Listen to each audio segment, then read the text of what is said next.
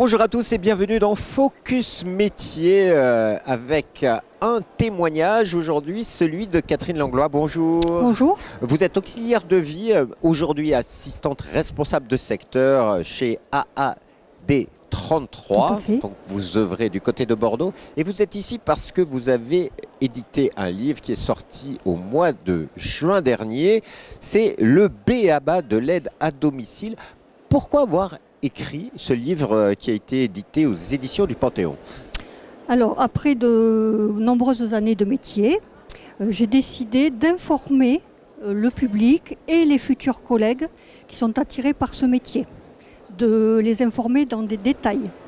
Alors, vous les informez dans les détails, c'est des petits trucs et astuces, c'est aussi tout à fait, des points d'attention. Voilà, et des modalités, des façons de travailler qui sont très importantes, dont le sens n'est pas toujours compris, donc il faut le faire connaître. Alors, vous êtes auxiliaire de vie. Qu'est-ce qui vous a décidé de vous lancer dans ce métier? D'ailleurs, vous avez commencé à quel âge? J'avais 16 ans quand j'ai commencé, en formation bien sûr, et puis à 18 ans, je suis partie dans l'aide à domicile. Et aujourd'hui, j'y suis encore, voilà, 40 ans après. Et donc, c'est un métier très enrichissant. Alors, c'est ça qui vous plaît? C'est un métier enrichissant? Oui, parce que on touche à la personne, les gens sont différents, de milieux différents, avec des histoires différentes, et ça nous construit, nous, beaucoup.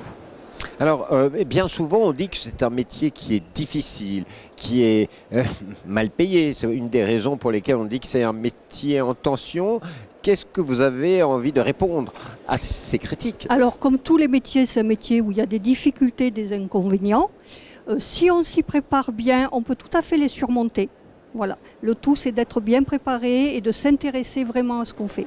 Alors, vous avez toujours travaillé dans la même structure? Vous avez changé de structure?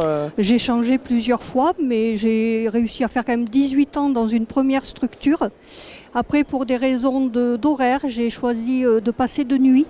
Ah oui. Donc la structure ne proposant pas de nuit, j'ai dû changer. Voilà, c'est un vrai choix de décider de travailler de nuit. Ah oui. C'est autre chose.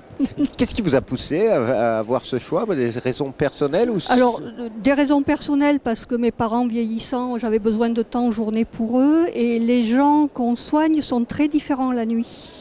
C'est encore une autre version de la personne qu'on peut découvrir aussi et qui apporte aussi beaucoup. Et aujourd'hui, vous avez évolué parce que vous êtes assistante responsable de secteur. C'est une promotion, c'est une évolution? C'est un choix suite à des problèmes de santé, hein, parce que ça use quand même le métier.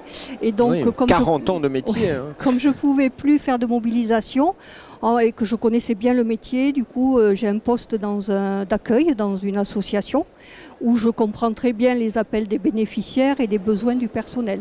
Ça, c'est quelque chose qu'il faut travailler au niveau du métier, du secteur, la pénibilité du métier et puis des problèmes de santé que peuvent avoir les salariés à partir d'un certain âge. Il faut s'y prendre assez jeune. Quand on veut rester dans ce métier, qu'on veut bien le faire, il faut prendre soin de soi pour pouvoir prendre soin des autres. Voilà. Donc ça veut dire s'entretenir physiquement et puis intellectuellement aussi, bien sûr. Voilà. Voilà. Et si vous aviez un conseil à donner à des jeunes et moins jeunes qui nous écoutent, parce que est-ce que vous pensez qu'on peut se reconvertir dans ces métiers du service? Bien sûr, il y en a beaucoup, beaucoup, beaucoup. Des militaires, hommes, femmes, du personnel, des infirmières qui viennent maintenant vers l'aide à domicile, curieusement. Et c'est un métier où on découvre beaucoup.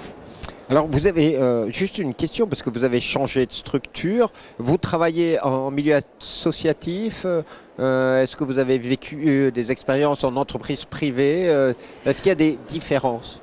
Alors dans les structures on est salarié, donc on ne s'occupe pas du côté administratif. Quand on passe en emploi direct, il y a un petit peu plus de liberté au niveau du choix de la personne et des horaires. Mais par contre, quand c'est décidé, il faut s'y tenir, comme toujours. Voilà. Et on parle souvent de la solitude de la personne qui aide à domicile. Est-ce que c'est important, maintenant que vous êtes assistante responsable de secteur, coordonner, de dialoguer avec toutes les auxiliaires de vie? C'est important parce que, surtout pour les plus jeunes, qui ont des problèmes dans le métier de comportement ou elles ne savent pas comment gérer une situation relationnelle, c'est important qu'elles soient encadrées, bien sûr. Voilà, donc vous aimez transmettre oui. votre métier. Et on le retrouve dans le B.A.B.A. de l'aide à domicile aux éditions du Panthéon. Voilà, et que faut-il dire à un jeune pour qu'il se lance demain sur une opportunité, une offre d'emploi dans le secteur? N'hésitez pas à être aide à domicile. Merci beaucoup Catherine Langlois, et quant à nous, on se retrouve bientôt pour un nouveau Focus Métier. Au revoir.